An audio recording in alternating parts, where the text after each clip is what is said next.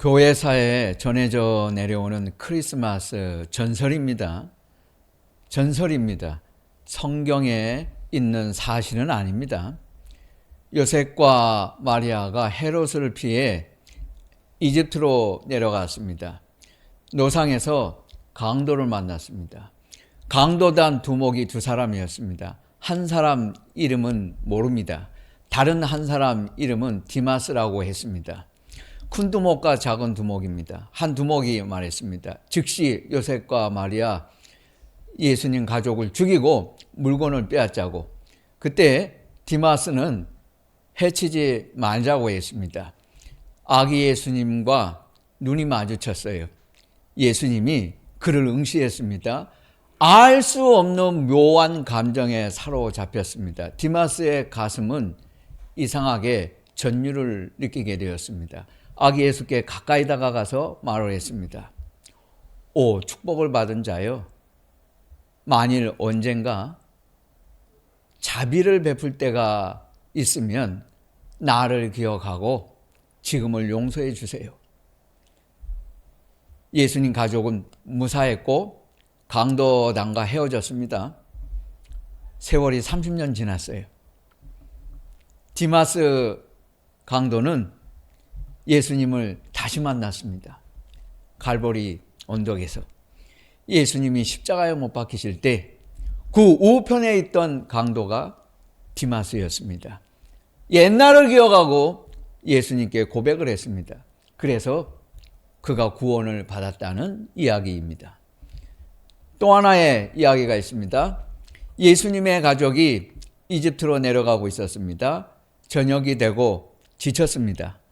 오늘 밤은 하루 쉬어 가야겠다. 동굴을 찾았어요. 들어갔는데 동굴은 너무 추웠습니다. 동굴 바닥은 하얗게 서리가 뒤덮여 있었습니다. 작은 거미 하나가 동굴 입구에 나타났어요. 거미줄을 치기 시작합니다. 촘촘하게, 빽빽하게 거미줄을 겹겹이 치고 또 치고 오랜 시간 거미줄을 쳤어요. 거미줄 커튼이 되었습니다. 밖에서 불어오는 바람을 막아주었어요. 따뜻하게 그 동굴 안에서 밤을 편안하게 보낼 수 있게 되었습니다. 갑자기 밖에서 웅성거리는 소리가 들렸습니다. 피에 굶주린 헤롯의 군대가 여기까지 추적해 왔습니다. 아기 예수를 죽이라고 했으니까. 그런데 군사들이 동굴 안을 수색하려고 할 때 대장이 말을 했습니다. 봐라, 여기 거미줄에 하얀 서리가 끼어 있다. 이 정도 거미줄을 치려면 시간이 상당히 오래 걸렸을 텐데 끊어진 흔적이 없지 않느냐. 여기 한동안 아무도 사람이 들어간 흔적이 없었다는 증거다. 쓸데없이 시간 낭비하지 말고 다른 곳으로 가자. 그래가지고 예수님 가족은 무사했다는 것입니다. 크리스마스 트리에 하얀 반짝이는 줄 장식을 하는 이유는 그때의 거미를 생각을 하는 이야기입니다. 그래서 서양 사람들은 크리스마스 트리에 거미줄을 치기도 해요. 그런 이유가 있어서였습니다. 이런 유래가 있어요. 종교개혁자 마틴 루터가 최초로 개발한 곳이 두 가지 있었어요. 그가 만든 것입니다. 현대 볼링과 크리스마스 트리입니다. 중세시대 사제들과 수도사들은 공을 열심히 굴렸어요. 긴 복도 끝에 마귀를 상징하는 나무 조각 곤봉을 세워놓고 둥근 볼을 굴려서 맞춰 쓰러뜨렸습니다. 저거 마귀다. 저걸 때려잡아야 된다. 해가지고 공을 굴려서 맞추는 게임을 했어요. 수도원에서 성경 공부하고 성경 읽고 기도하고 연구만 하면 건강이 문제되지 않겠어요? 루터는 볼링을 일반 중세시대 시민들에게도 하라고 권장을 했고 루터가 스포츠로 만들었습니다. 곤봉이 볼링 핀이 되었어요. 마름모 9개 핀, 볼링 공의 지름 크기, 레일 길이와 폭 표준화시킨 사람이 루터였습니다. 그래서 현대 볼링이 시작이 되었고 핀이 한 개만 더 늘어서 10개가 된 것이에요. 이게 루터가 시작한 일이었습니다. 어느 크리스마스 이브였습니다. 루터가 설교 내용을 구상하면서 홀로 하얀 눈 덮인 산속을 산책하고 있었어요. 그때 달빛을 받아서 반짝이는 상수리 나무를 발견했습니다. 별이 나무 위에서 빛나고 있었습니다. 루터는 차갑고 무거운 눈에 짓눌려 있는 나무일지라도 하늘의 달과 별빛을 받으면 찬란한 광채를 발할 수 있다는 것을 깨달았어요. 우리도 저 나무처럼 예수 그리스도의 빛을 받으면 빛을 발할 수 있다는 것도 배웠습니다. 가족들에게 자신이 목격한 아름다운 장면과 진리를 가르쳐주고 싶었어요. 너무 감동을 받았거든요. 전나무 한 그루를 베어다가 집으로 가져왔습니다. 거실 중앙에 세워놓고 크리스마스 트리를 장식을 했습니다. 오늘 우리가 크리스마스 트리를 장식하는 이유는 바로 이것 때문이었습니다. 루터가 시작을 했어요. 아주사에 도착해 처음 맞이하는 크리스마스였습니다.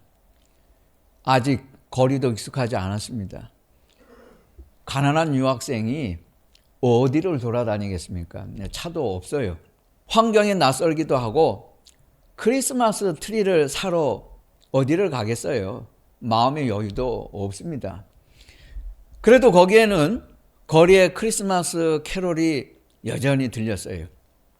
집집마다 지붕부터 외벽까지 현관, 거리에서 집으로 들어오는 드라이브웨이에 있는 나무들까지 전체를 다 장식을 했습니다. 어떤 이웃은 자비로 1년 동안 전구를 계속 사서 모았어요.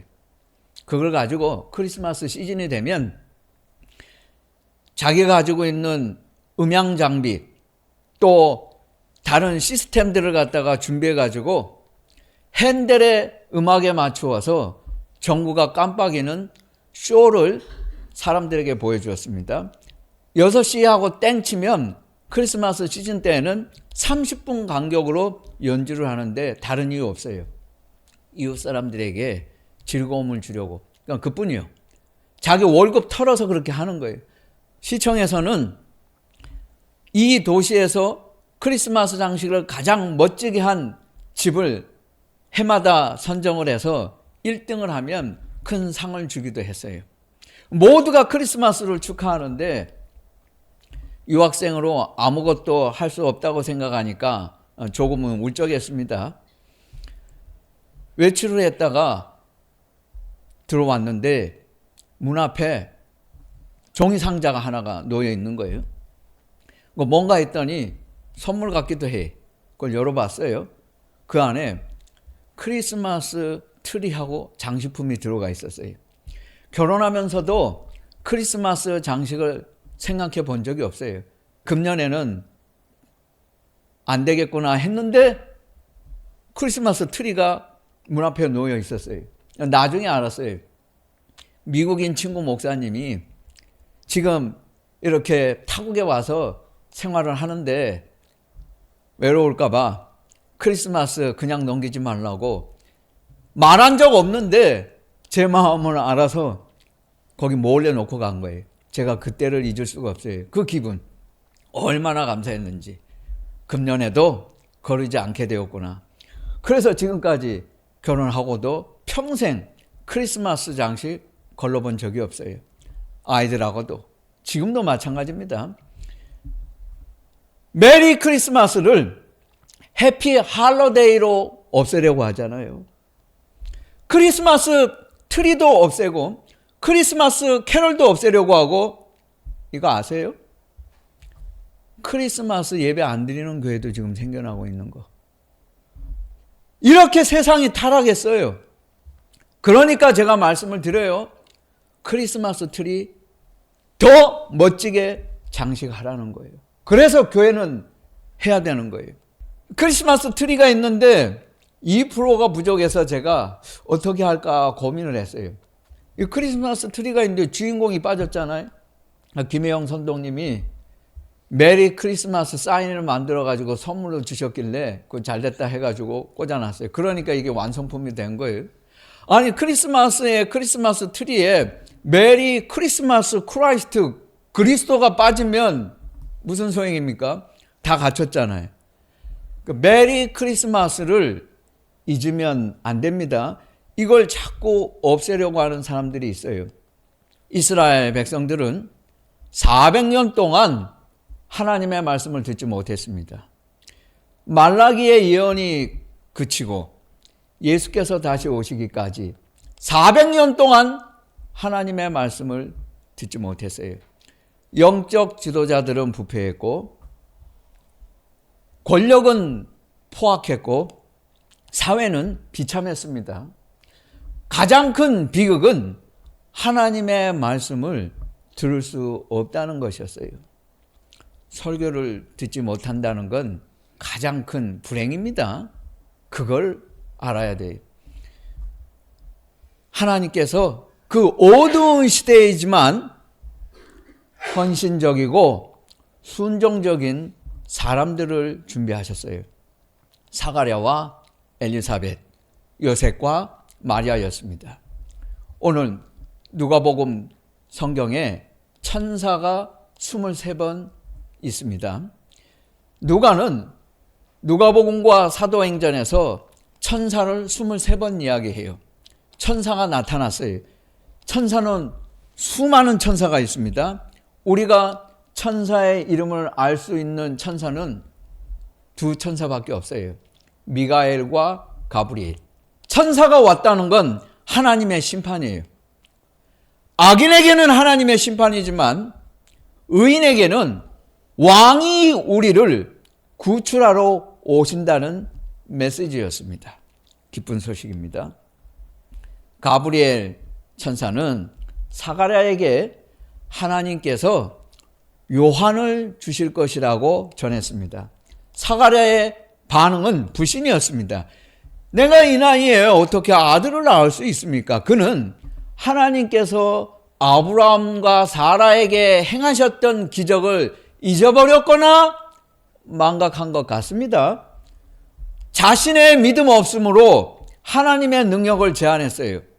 그게 하나님께 책망을 받을 수밖에 없었던 이유였습니다. 벌을 받아서 9개월 동안 말 못하고 벙어리로 지냈어요. 그걸 알아야 됩니다. 믿음이 없으면, 불신을 가지면 이런 일도 있어요.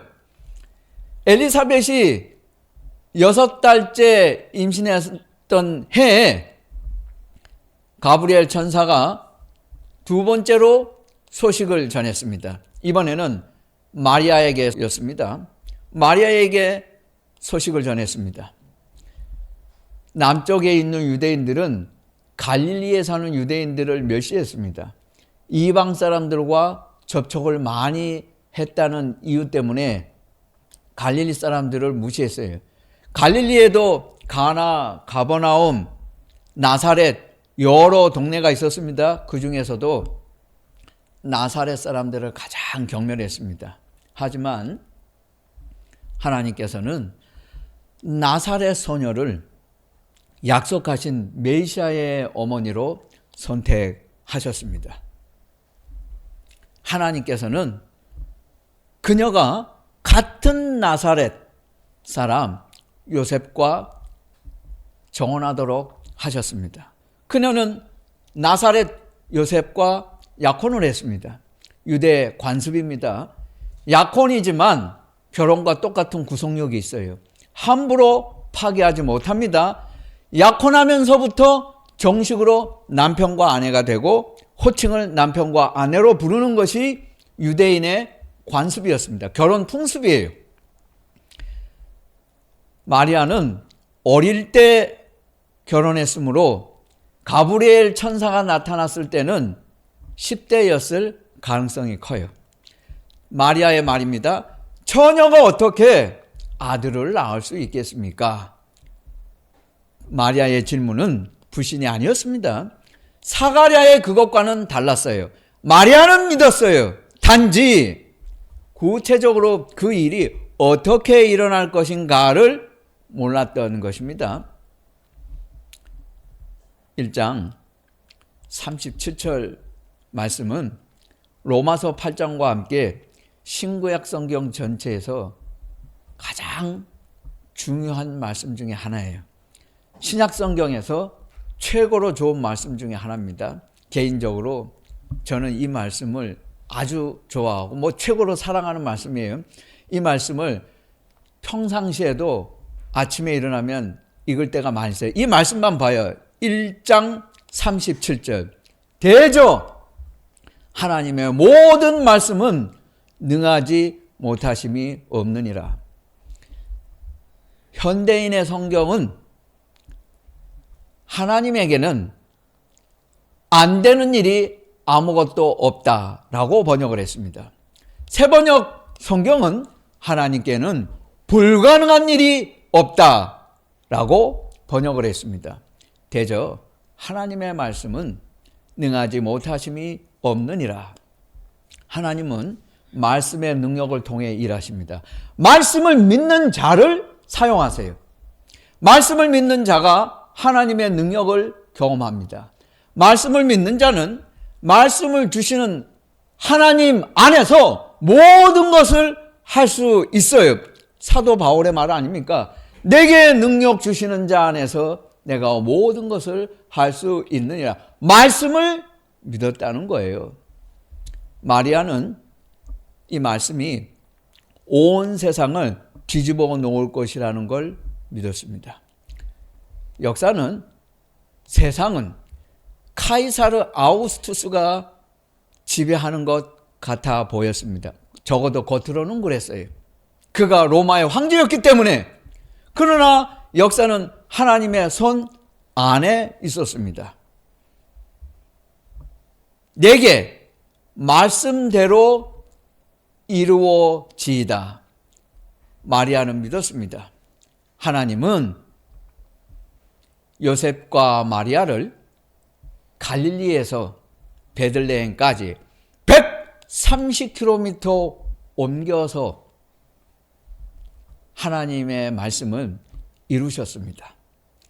크리스마스는 2000년 전 과거에 대한 우리의 신념을 말하는 것이 아니고, 오늘도 교회는 말씀 하나로 충분하다, 성경 하나로 충분하다는 믿음에 관한 것입니다. 마리아는 이것을 믿었어요. 내게 말씀대로 이루어지이다. 성도 여러분, 성육신 사건은 크리스마스의 중심입니다. 성탄은 그날에 태어나셨기 때문에 12월 25일에 기념하는 것이 아닙니다. 교회는 1월 6일에 기념하기도 했어요. 서방교회에서 점차로 12월 25일로 정착이 된 것입니다. 중요한 것은 날짜가 아니에요. 성육신 사건. 왜 크리스마스인가? 핵심은 이것입니다. 왜 예수는 성육하셔야 했는가? 하나님이 사람이 되셔야 했는가? 인카네이션. 그 의미를 알아야 돼요. 그것이 성탄의 핵심입니다. 죄 문제를 해결하러 오셨습니다. 하나님의 나라를 이 땅에도 가져오고 진행해 나가는 기초였습니다. 하나님의 나라는 공의와 사랑으로 다스리는 나라입니다. 하나님의 공의는 죄인은 벌을 받아야 한다는 거예요. 면죄부 없어요. 벌은 반드시 책임을 져야 돼요. 그러나 하나님의 심판을 우리는 감당할 수 없기 때문에 하나님께서 대신 독생자 아들을 보내서 그리스도께서 희생하신 것입니다. 우리 대신 이보다 더 큰 사랑은 없어요. 성탄에 하나님의 공의와 사랑을 동시에 이루신 것입니다. 또한 성탄은 하나님께서 우리에게서 하나님의 형상을 회복하시러 오신 사건이었습니다. 하나님께서 처음에 우리에게 주신 그 이미지, 하나님의 인간성을 담도록 하시기 위해서였습니다. 성탄을 믿는 우리는 그리스도의 인간성, 참된 인간성을 드러내야 합니다. 주님의 인간성을 닮아가야 돼요. 오 헨리의 동방박사의 선물이 있지 않습니까? 우리말로는 크리스마스 선물이라고 바꾸었습니다. 원 제목은 동방박사의 선물이죠. 오 헨리의 소설 15개를 다 읽어보면 똑같아요. 늘 마음이 따뜻하고 크리스마스에 이렇게 아름다운 이야기는 없다고 생각이 돼요. 두 젊은 부부는 가난했습니다. 인생을 살아가려고 열심히 노력합니다. 서로에게 크리스마스 선물을 주는데 어려움을 겪었습니다. 델라는 아름답고 긴 머리카락을 잘라서 짐에게 줄 시계 줄을 샀고, 짐은 시계 팔아서 델라에게 줄 머리 빗을 샀습니다. 이제 소용없게 됐죠. 머리도 없고 시계도 없지 않습니까? 두 사람은 사실을 알고 선물을 치워놓고 저녁을 먹습니다. 두 사람은 세상에서 가장 현명했고 가장 큰 선물을 했습니다. 이 세상에 사랑보다 더 큰 선물이 어디 있어요? 이런 인간성을 우리는 회복해야 돼요. 지금 사람들 마음이 얼마나 강박합니까? 얼마나 거칠어요. 작은 소리 하나 못 듣고 금방금방 사람들 반응하지 않습니까? 이런 세상에 진정한 인간성, 인간미, 사람됨, 사랑을 회복해야 합니다. 그것이 성탄의 핵심이에요. 네덜란드 플랑드르 르네상스 화가인 피터 브리겔은 크리스마스 이브에 생긴 일을 그렸습니다. 베들레헴의 인구조사 1566년 16세기 작품이에요. 이 그림은 현재 벨기에 브뤼셀 왕립미술관 거장 걸작 올드 마스터에 소장되어 있습니다. 당시에 네덜란드는 스페인 점령하에서 모진 핍박을 받았습니다. 스페인 국왕 펠리페 2세는 자신을 카톨릭의 수호자라고 자처했어요.